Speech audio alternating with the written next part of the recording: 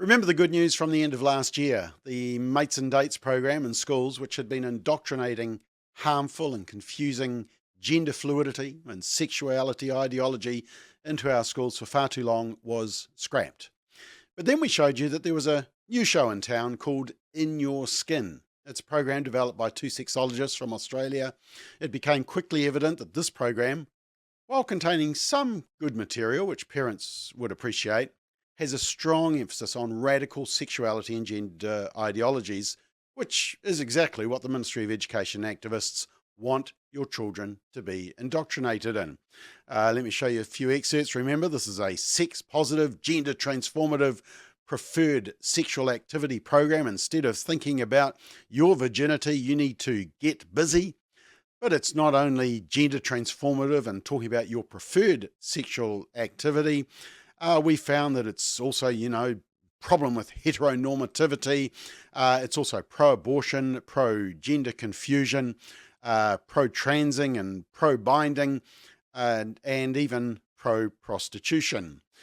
But last week, we were alerted to yet another new program. It seems one goes away and a new one comes in, which is just as bad. And it seems to be the replacement for Mates and Dates. And we've investigated some of its content and ideology. And once again, you should be concerned. Let's check it out.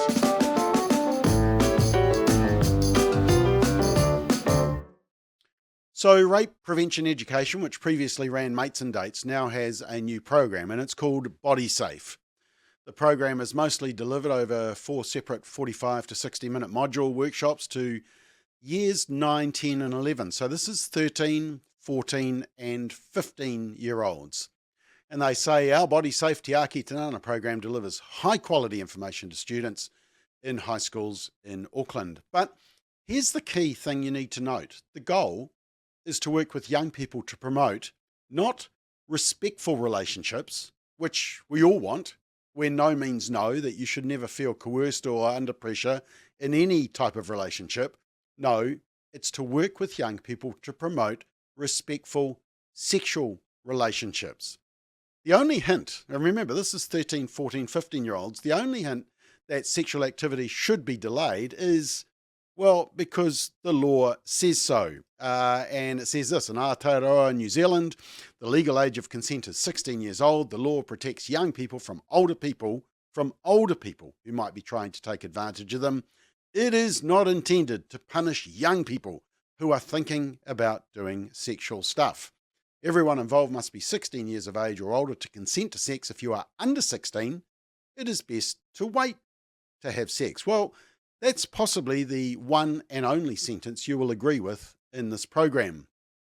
In fact, we saw a 2016 review of the program, which was based on just 4 schools. And apart from that legal aspect, there is no other mention of concepts such as abstain, delay, virginity, or postpone. So what are they telling your 13, 14, 15-year-old? And is this what you want your child taught? Well, firstly, they talk about their rights under the law, and without their consent, any of these sexual acts are illegal. Vaginal sex, anal sex, oral sex, with full descriptions here, digital sex, object sex, and also masturbation, making someone do it or doing it to someone else. And you'll note that the whole basis of this, apart from that one sentence saying it's best to wait to have sex, is as long as there's consent, you can go for it. In fact, the message seems to be we're expecting you to go for it. Now they say we define consent as an enthusiastic yes. Consent is sexy because it means people are into it. It's a very important part of a respectful sexual relationship. Consent is a free agreement between people who might want to do sexual stuff together.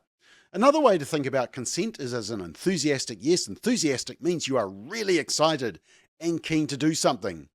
If and when you choose to do sexual stuff, it's your choice. And you shouldn't be doing it if you feel you have to. So that seems to be the only qualifier. It also says there are also other times when people cannot give their consent to do sexual stuff, including if someone does sexual stuff because they are mistaken about the other person's identity. Yeah. And if someone does sexual stuff because they are mistaken about what sexual stuff might be happening. For example, if someone gives their consent to vaginal sex, but then anal sex happens without their consent. And then consent may look and sound like, yes, I really want to. This feels great. I want you, this, that. Can we do more of that? This feels right. And undressing. How does someone get consent? Getting consent for sexual stuff is basically just the same as getting consent for anything else, like what movie to watch, where to go on the weekend, or what to eat together. Yep, your teen's been told doing sexual stuff underage is just like eating and going to the movies, apparently. And then ask. First of all, ask, have I got the right one there? First of all, ask yourself what you are keen to do sexually. If it hurts, stop. Sex should not hurt. And then respect. Respect the person you are asking to do sexual stuff with. And then it's all downhill. The recommended video resources are from Lizzie Marvelly's The Real Sex Talk, and that should be an immediate red flag. Now, let me just show you 2 short clips. Here's the first one. Warning. You may find this material offensive, but this is what they want to show your young teenager. 16 to consent to any sex stuff. So until you're 16, you can't consent to hand to vagina or penis. Well, you can consent to your own hand to your own vagina or your own penis, but not anyone else's. You can't consent to penis or vagina to mouth. Penis to vagina, penis to penis, vagina to vagina, penis or finger to anus. Is that all the things? But you get the point. Legally, you can't consent to sex, and that means any type of sex, if you're under 16. The law is there to protect you. Yeah, we get it. Not everyone waits till they're 16 to have sex, and it might be you or it might be a friend of yours. We think the important thing is, though, that when you are having sex, it's a good idea to come and see one of us at family planning or your family doctor for some advice on how to stay safe. Oh dear. Yeah, right. I'm sure you love that advice for your young person. And then they push the myth of ethical porn. Some porn videos are better than others. Ethical porn is a genre that makes sure that everyone involved is enjoying themselves, whatever their sexual orientation. People are not doing things to each other, they're doing things with each other. With careful searching, you can find porn that is made ethically, with effort put in to make sure everyone on set is safe and the kind of sex shown is consensual and enjoyable for everyone. Yeah, right. Ethical porn is a myth. Consumers of ethical porn aren't immune to the effects of addiction and tolerance.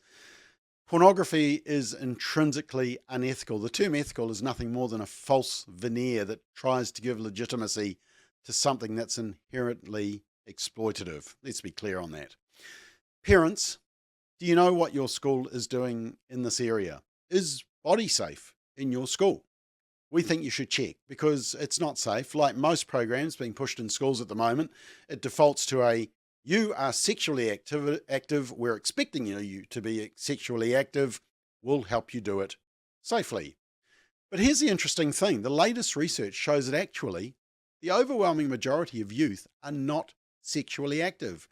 And that trend towards delay has been increasing despite the constant messaging around condoms, contraceptives, abortion, safe sex and identity. And the latest Youth 2000 data from 2019, it showed that just 21% of teens had ever had sex and just 13% said they were currently sexually active. Why aren't we reinforcing the positive messaging to wait, delay, abstain, just say no, as most young people are doing? The data also shows the use of condoms and contraceptives has decreased by those who are sexually active. It's time for a new, healthy approach, isn't it?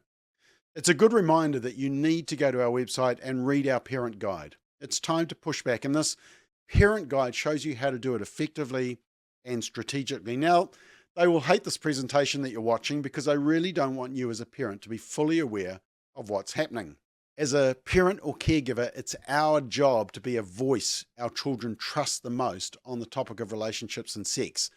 Let's be courageous and talk about these issues and be the first voice, be the loudest voice on this topic. Let's not leave the door open for our children to be taught about sexuality and gender theory by the voices of people whose agendas and values don't align with ours. Check out our parent guide. It's on our website, familyfirstnz.